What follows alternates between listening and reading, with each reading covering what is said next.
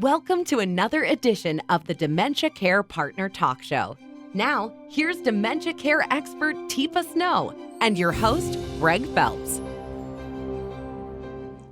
New book coming in April 2024. Ted Obenauer, a retired executive consultant to Fortune 500 companies and a friend of Teepa's, is sharing his personal journey of living with Lewy body dementia.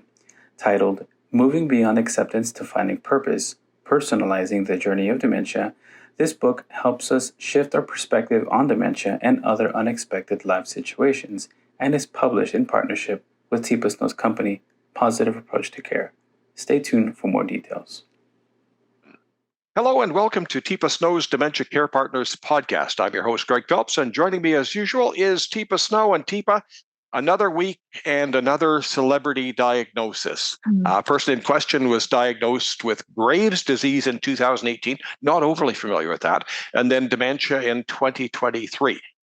Not sure if those two are related or simply luck of the draw, but what this has done is it's opened up another opportunity for discussion, maybe with your partner, maybe with your kids, maybe with a large group.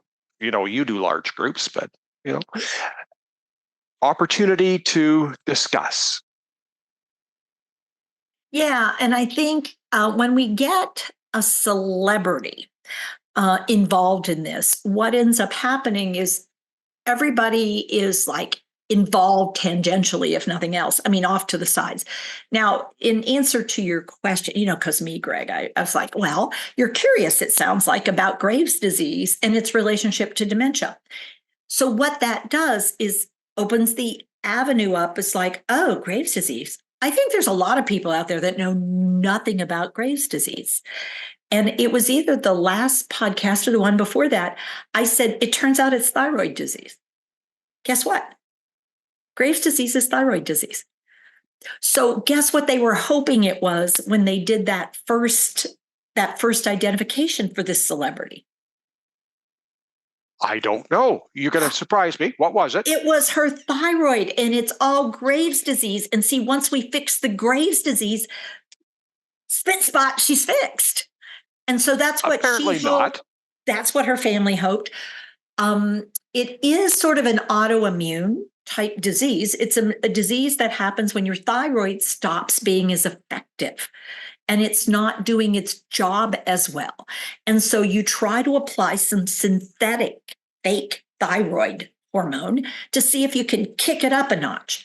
And when you do frequently, the symptoms sort of go away. However, it doesn't fix the thyroid and it doesn't fix what was going on. And it turns out that your risk for developing dementia is higher, but that's not necessarily what's going on here. And this is the tricky part. And so celebrities provide us with this very visible thing. Well, do they think they knew it was dementia before and they were just saying it was Graves' disease? And, you know, sort of like with Bruce Willis, did they really think it was an aphasia? And then it actually, as they did more work with it, the dementia developed, or it turned out it wasn't just aphasia. And I think the same is true here. It wasn't just thyroid disease. It turns out underneath the thyroid disease, other things were changing. Other brain functions were altering. Possibly other body systems were being impacted. And sure enough, it turns out after a couple years, it becomes obvious it isn't just the Graves' disease. Yes, we have that chronic health condition, but now on top of that, we have a changing brain that has something more significant going on. So, you know, she can't do her job anymore. She can't be the actress she was. And so, she's lost her career because she can't do the skill set required because we have such a narrow view of what the skill set should be and who should be in those positions. The term comorbidities, I just don't like the sound of it. It sounds very morbid, pardon me. But do a lot of these things hang out together? If I look at this, I should also be looking at that. Are there clues that we should be picking up on and maybe we're not? Yeah. So, you know, like, are there things that we could notice and then go, ooh? And of course, that's typically what we'll say is, well, that increases your risk. I mean, so if you have hypertension that's poorly managed, So what does that mean, Greg? So if I say you have hypertension and it's poorly managed. Means I'm failing to address a few things that are probably fairly obvious if somebody pointed them out to me. Mm-hmm. And so what if I said, when you have high blood pressure, it actually affects the tiny little vessels that do the exchange of oxygen and carbon dioxide and fuel and waste products and fluids. I mean, it's actually affecting those because the pressure is really high. And those are in your brain as well as in your kidneys, as well as in your heart, as well as in other places. Do you think if you have those kind of problems, you might have an increased risk for having problems in your brain and your kidneys and your heart? Well, I kind of think so. You keep putting poor fuel in the car, it's not going to run proper. So yeah. So if with those continued problems, it tends to trigger some other abnormal chemical patterns, like what are called cascades in your brain, guess what you might develop?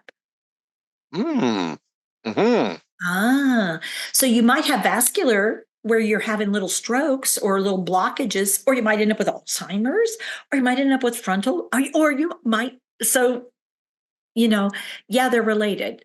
They're related. But you got to make your choices. As you said, life is terminal, doesn't keep us from wanting to live it. So, this is one of those things. It's like, is there other things you could have done? Why look back? Is it going to change where you are? So, yeah. Now I have choices though, because I'm not where she is.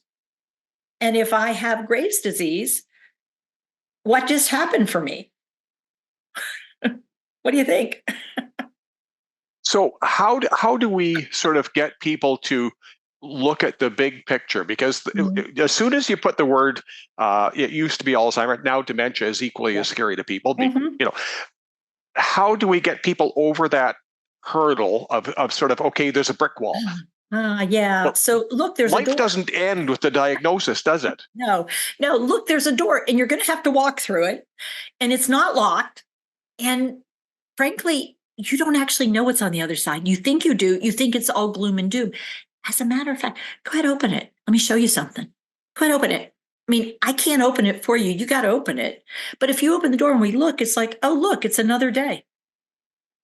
I mean, a diagnosis is a label somebody identifies what you're living with, but it doesn't change how it happens unless you walk through that door and say, so this is my new life. Hey, this is the new house. This is the new room I'm in. What can I do to make it comfortable? What can I do to make it work well for me? And it's like, well, there's lots of things you can do. Particularly if we do this fairly early, I have lots more choices about what I can choose and what I cannot choose. As long as somebody's not over there controlling my life when we say, oh, she may be having changes that might be indicative of dementia. Oh, well, then we're going to put a stop to all this. Well, that's a very different attitude. And that's concerning for those of us in the field, that some people go on a power trip and they start saying, well, she can't be driving. Well, she can't be managing her money. She can't be. It's like, whoa. Perhaps we should assess where she is and not assume before we start making judgment calls about someone's capacity, simply because they got curious about what was happening for them. Because the front end of this thing is super uneven. So I don't know if you're up for this or not, but can we get some TIPA in a bottle and we can just sort of, send you to all the houses? I don't think that's going to work. It's an idea that needs some modification, but you're busy. You're out on the road. You're traveling to various countries.